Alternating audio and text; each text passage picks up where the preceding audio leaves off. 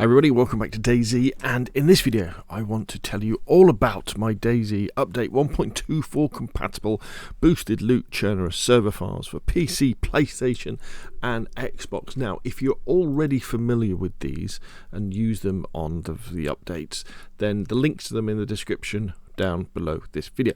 So you'll find a link to my GitHub repository and my Mega repository, because sometimes either or don't work, and you can dive in and you'll know what you're doing. For other people who are maybe new to this, I'll describe a little bit about how these files work, what they offer to the players on your server, and then we'll dive into how to install them on a console Nitrado server, and I'll discuss a little bit about how you do it on PC servers as well. So, what do these server files give you? Well, in the README on both sites, if you go into it, it does explain. But what I wanted to create was a much easier version of DayZ for beginners, and also for people who perhaps didn't have the time to do the grind on normal vanilla flavored servers, whether that be community servers or private servers, who maybe could only play for half an hour every other night or something like that, so couldn't go round and collecting all the wood and the materials to do building, or do the grind to get the decent kit. So although you start off with the same stuff as you do, because I haven't done anything with the starting spawns with these files, what you will find is as soon as you hit the nearest town, it's much easier to find food and drink and weapons, and things spawn in less damaged as well. So there's a lot more pristine stuff. So when you do find a nice bag or a nice jacket and a nice pair of trousers or a gun, it lasts a lot longer than it does on the public servers. Also, vehicles spawn in complete, so they've got all the wheels and everything on them, and they'll have a fuel can in them. So depending on the type of vehicle, all you need to do is fuel them up and then take that fuel can to a water source, fill up with water, and then fill up the radiator.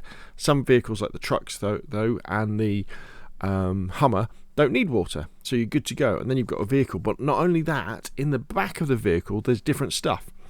So the trucks spawn in with loads of building supplies. Some of the cars have building supplies or hunting supplies or farming supplies or fishing supplies. Others have weapons in the back.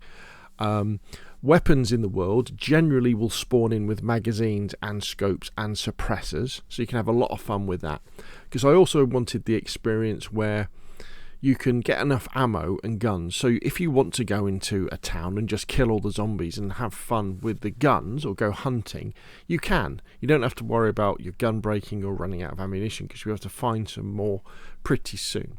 So it's a really chilled version of DayZ. You can still die, you can still get ill, you can still get eaten by a bear, zombies will get you if you're not careful, but it's just that little bit easier. So that's kind of what it does. So how do you install these files? Well, the first thing would be to go somewhere like my GitHub repository, click on the green code button and download the zip.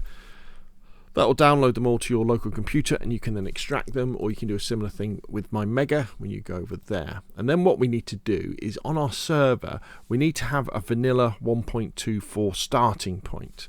So on a Nitrado console server like this particular one, what you need to do is you need to make sure that 1.24 is live first. So as you can see at the moment, because I record these videos and make the files before 1.24 goes official, my server's only on 1.23, so it's too early.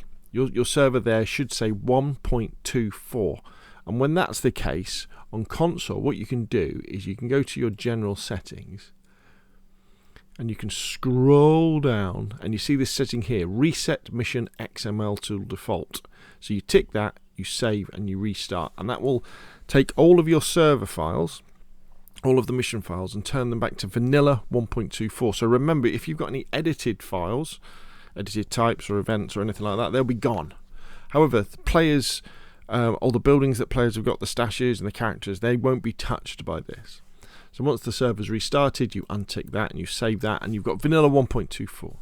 Now, all you need to do now is visit the file browser and simply upload my files over the top of the existing ones. So let me show you what I mean. So if you go into DayZ Xbox missions, or it'd be PS missions for PlayStation or missions for PC, go into CHERNARUS Plus, because it's a CHERNARUS server. And then if we look at what you get with the 1C files, you get CFG event spawn, CFG gameplay.json, CFG spawnable types, and then events, globals, messages, and types. README is instructions for you to read, not to upload. So in the root directory of the mission, which is this one here, you're going to scroll down, you're going to hit upload, and you're going to upload CFG event spawns, CFG gameplay.json, and CFG spawnable types on top of the existing files. So they're just going to go on top, and they'll replace them. Then you go into the DB directory, scroll down, hit upload files, and all you're going to do there is you're going to upload the remaining files, which is events, globals, messages, and types. So you upload those. Once they're uploaded, restart your server, and that's it. The new items will start spawning in again. Now remember, with DayZ, as items spawn into the world, let's take an example of a vehicle. Okay, so a vehicle spawns into the world, and it's only got 2 wheels on it and a damaged radiator. Now my files will spawn in a complete car with all the wheels and a pristine radiator. However, for my one to spawn in, the old ones have to disappear first. Now if you did a reinstall, sure, this would happen a lot faster, but then players' progress is going to be gone. You know, the players are going to be starting again, all their buildings and stashes will be gone. What happens naturally though in DayZ is, as a server is running, as people are on it, the loot is constantly appearing and disappearing, appearing and disappearing. That's kind of how it works. It moves around. And so the older stuff, so let's say the M16s that don't have a magazine on, will be disappearing, and then the magazines from my files will start to spawn in again.